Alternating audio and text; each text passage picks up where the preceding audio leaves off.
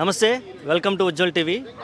ఈ మధ్య వచ్చినటువంటి చిన్న సినిమాల మీద రివ్యూలు చాలామంది చెప్తూ ఉంటారు యూట్యూబ్లో. కానీ ఆ రివ్యూల మీద రిస్ట్రిక్షన్స్ పెట్టాలి అనే వాదన ఒకటి ఉంది.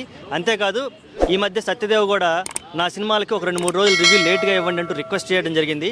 అసలుకి రివ్యూలు సినిమాల మీద ఎలాంటి ప్రభావం చూపుతాయి? ఈ రివ్యూల వల్లనే సగం సినిమాలు చచ్చిపోతున్నాయా?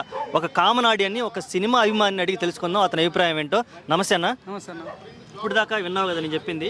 ఈ రివ్యూలు సినిమాలను చంపేస్తున్నాయా? అలాగే ఈ రివ్యూలు రాబోయే పుష్ప 2 మీద ఎటువంటి ప్రభావం చూపించే అవకాశం ఉంది?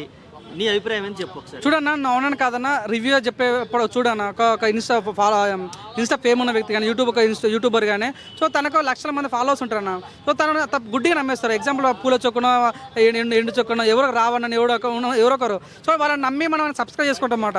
సో వీళ్ళు అట్లీస్ట్ కొత్త మనకి నాలెడ్జ్ ఇస్తారనే ఉద్దేశం వాళ్ళని సబ్స్క్రైబ్ చేసుకుంటాం. సో అంతా తెలిసిన వ్యక్తి కూడా సినిమా బాగుంటే బాగుందని చెప్తే ఓకే, ఆ ప్రజలను యాక్సెప్ట్ చేస్తారు. అక్కడ సినిమా మూవీ టీం కూడా యాక్సెప్ట్ చేస్తుంది. సినిమా కొంతమంది ఏంటంటే వాళ్ళ పేరు మనకు అవసరం లేదు, కానీ వాళ్ళు సినిమా ప్రొడ్యూసర్ దగ్గర డబ్బులు తెచ్చుకుంటారు. డబ్బులు తెచ్చుకొని సినిమా బాగుంటే బాగుంది చెప్తారు. సో డబ్బులు లేకుంటే మాత్రం నెగిటివ్ చెప్తారు అనమాట. ఈ మాత్రం ఫ్యాషన్ అయిపోయింది అన్న. సినిమా బాగున్నా కూడా బాగాలేని చెప్తారు. అంతేకాకుండా బాహుబలి కూడా నెగిటివ్ టాక్ వచ్చింది ఫస్ట్ డేనే. అంతే పుష్ప కూడా నెగిటివ్ టాక్ వచ్చింది ఫస్ట్ డేనే. మన దేవరకు ఫస్ట్ డే నెగిటివ్ టాక్ వచ్చింది. అంటే చూడాలన్నా, ప్రజలు మంచి కన్నా చెడుని ఎక్కువ ఇష్టపడతారు అనమాట. ఇప్పుడు నేను చెప్తున్నా, సినిమా చాలా మంది అంటే ఎవరు ఇష్టపడరు. అదే యాజ్ మై సినిమాది డైరెక్ట్ దీనికి చేత కాదు, ఆ ప్రొడ్యూసర్ బీజం అంటారు దాన్ని కూడా, కుక్కను కొట్టిన బీజం.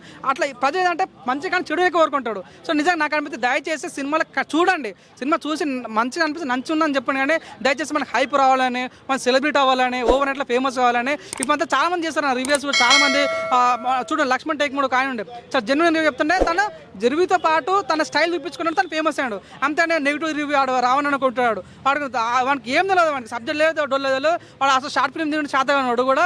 వాడు మొన్న దేవర సినిమా ఫ్లాప్ అయింది, ఆ తీనికి చేత కాదు. వాడు అంతే మన పూల చొక్క ఉన్నాడు. పూల చొక్క మన ఏంది కలికి సినిమానే బాగాలేదు అంటాడు. అది పెద్ద 1000 కోట్లు కొట్టింది ఆ సినిమానే బాగాలేదు అంటాడు. షార్ట్ ఫిల్మ్ దీని శాతం అన్నాడు కూడా సినిమా గురించి మాట్లాడుతుంటే ఇంకేం చెప్తాను. మూవీ అంటే ఏందన్న, చూడన్న, మూవీ వాళ్ళకు రియల్ ఎస్టేట్ బిజినెస్ ఉండే వాళ్ళు ఏమి అత్యాచారాలు అట్లాంటి అన్యాయాలు చేయరు అన్న. రాజకీయ నాయకులంగా దోచుకోవడం వాళ్ళకి తెలియదు. ఓన్లీ సినిమా తీయాలి, మంచి ప్రోడక్ట్ ప్రజల చేతులు పెడితే వాళ్ళు మంచి ఇష్టంగా కోరుకున్నారు. చూడన్న, ఒక సినిమా చేస్తే 200 మంది ఫ్యామిలీస్ బతుకుతుంది అన్న. సో నచ్చితే చూడు, నచ్చకుండా చూడక అంతేగాని దయచేసి సినిమా మంచిగా కూడా కావాలని బాగాలే వ్యూస్ రావాలని చేస్తుంటారు. నాకైతే చాలా బాగా అనిపించింది నిజంగా. కొంతమంది వరకు ఉన్నారన్న, కొంతమంది మంచి రివ్యూస్ కూడా ఉన్నారు. ఆ సినిమా మంచి ఎంకరేజ్ చేస్తారు, ఇక్కడ బాగాలని చెప్తారు, మంచి ఉంటే మంచిగా ఉందని చెప్తారు. కానీ కొంతమంది డబ్బులు కమ్ముడు పోయో లకంగా. ఇప్పుడు చూడన్న, ఇంకోటి ఇప్పుడు మంచి పైన, ఇప్పుడు నేను ఒక హీరో ఫ్యాన్ అన్న. సో నువ్వు హీరో ఫ్యాను. సో నేను నా సినిమా బాగుంటే నేను లేచిపోతానేమో, మా హీరో తగ్గుతాడేమో ఉద్దేశంతో కావాలని పేడుగా చెప్పించుకొని ఆయన సినిమా బాగాలని చెప్పి ఈ సినిమా లేపుకోవడాలు ఈ రకంగా చాలా ఇస్తారు అన్న. అవునా కదన్నా?